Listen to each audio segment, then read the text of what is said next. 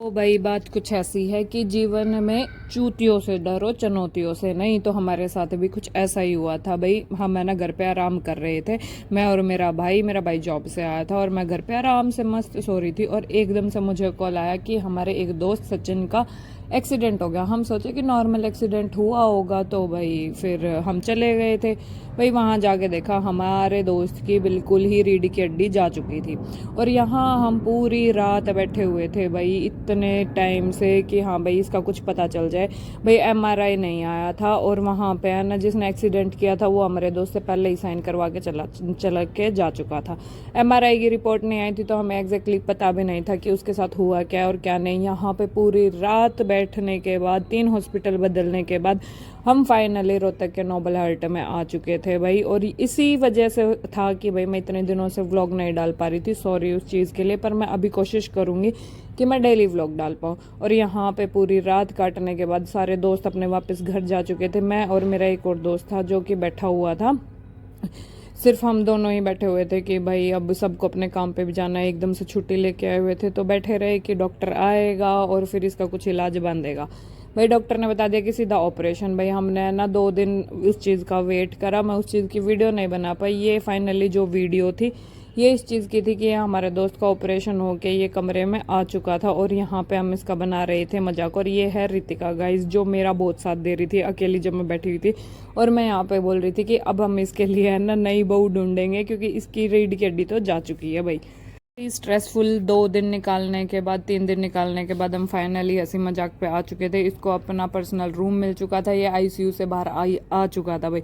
नहीं तो हम सारे घबराए हुए थे भाई अब इसका क्या होगा क्या नहीं। और यहाँ पे हमारी बकचोदियाँ चालू हो चुकी थी और हम इसके कमरे का चला रहे थे टीवी। और यहाँ हमने फाइनली टीवी भी चला दिया था भाई, कैसे ना कैसे करके अब इसका मूड तो ठीक करना है। और ये पहले तो पैर भी नहीं उठा पा रहा था, कम से कम आज पैर तो उठा पा रहा है। और हम इससे बोल रहे कि अब तो थैंक यू बोल दे, अब तो हमारी थोड़ी सी तारीफ कर दे कि भाई हाँ हम तेरे है ना इस रूम को कैसे पिकनिक स्पॉट बना रहे। भाई हमने ना फाइनली 4-5 दिन तो इसका है ना पूरा जो रूम ये रहा है ना डिस्चार्ज होने से पहले इसका पूरा पिकनिक स्पॉट बना दिया था। और यहाँ आंटी को मैंने लगा दिया था, ये है सचिन की मम्मी, और यहाँ हमने आंटी को लगा दिया था भाई टीवी दिखाने कि भाई आप देखो आंटी मस्त 2 बहुओं की चंडाली सास, हमने ये दिखाया। और यहाँ पे ये इसकी स्किन केयर चल रही थी भाई, इसके भी ओठ सूख चुके थे और गर्मी में हमारा तो खून भी सूख चुका था। सूख तो खैर इसका भी चुका था ऑपरेशन के बाद, पर हाँ भाई स्किन केयर भी ज़रूरी है, बाहरी दिखावा भी ज़रूरी है। अंदरूनी तो वैसे ही टूट चुका है, स्क्रू डल चुके हैं इसके। और हमने इसके साथ मजाक कर रहे थे भाई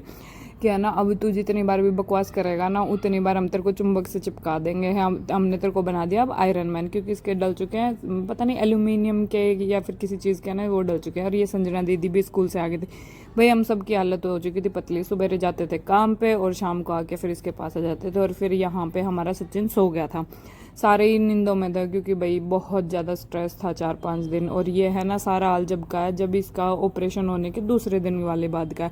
फिर यहाँ पे भाई मैं घर पे जाके आई थी एक दिन दिल्ली, फिर वापस आ चुके थे क्योंकि हमें जाना था पुलिस स्टेशन, क्योंकि हमने इसकी एमएलआर कटवाई थी और इस पर कोई भी कार्रवाई नहीं हो रही थी। और ये है मेरा दोस्त दिनेश, हम यहाँ पे पुलिस स्टेशन में भाई 2 दिन बैठे रहे लगातार कि इसकी एमएलआर थोड़ी सी आगे खिसके और फिर हमारा थोड़ा सा काम आगे बढ़े, क्योंकि उन्होंने तो भाई इस बेहोश आदमी से ही करवा लिए थे साइन और फिर चले गए थे। और फिर है ना उसका कुछ ही नहीं मिल रहा था और हमारी इतनी खस्ता हालत हो चुकी थी, आप खुद देख सकते हैं। मैं पुलिस स्टेशन के आगे 2 दिन के बाद ब्रश कर रही थी, इतनी गंदी हालत हो चुकी थी कि भाई घर जा रही थी, मतलब एक दिन ही घर आई थी, सुबह आई थी और शाम तक वापस आ गई थी। और फिर नेक्स्ट डे भाई इसको छुट्टी मिल गई थी 4-5 दिन के बाद और इसको फाइनली हम इसके घर पे ले आए थे। ये आप देख सकते हैं थोड़ा सा चलने लायक हुआ है, पर इसको 3-4 आदमियों का सपोर्ट चाहिए था।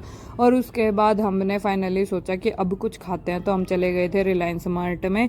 हमारी खाने की हालत भी नहीं पता थी कि हम क्या खाएंगे और क्या नहीं। और ये देख सकते हो भाई हमें यहाँ पे आना, मैं अपनी थोड़ी सी डेंटिंग पेंटिंग कर रही थी कि पुलिस स्टेशन जाना, इतनी देर में हमारी ठुक गई थी भाई गाड़ी।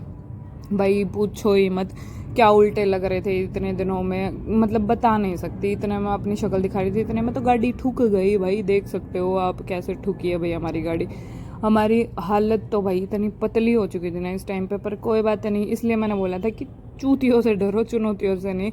लोग है ना टक्कर मारते घूम रहे दुनिया में हमसे है। और फिर यहाँ पे मैं रो पड़ी थी क्योंकि सबने मेरे को छेड़ दिया था कि तेरी वजह से ठुकी, तेरी वजह से। भाई वैसे तो ना गलती मेरी भी थी, मैं अपने ईयरिंग्स दिखा रही थी अपने भाई को और अपने दोस्त को, पर कोई बात नहीं। मेरा भाई बोला कोई बात नहीं, इंश्योरेंस में ठीक हो जाएगी। पर रुलाने के बाद ये बात उसने मुझे बताई, और फाइनली 5-6 दिन के बाद, पूरे 1 हफ्ते के बाद हम आ चुके थे गली में। और हमारी गली की इस डोगो ने ना हमें पहचानने से भी मना कर दिया। मैं कहा कोई बात नहीं, थोड़े दिनों में तू दोबारा हमें पहचानेगी।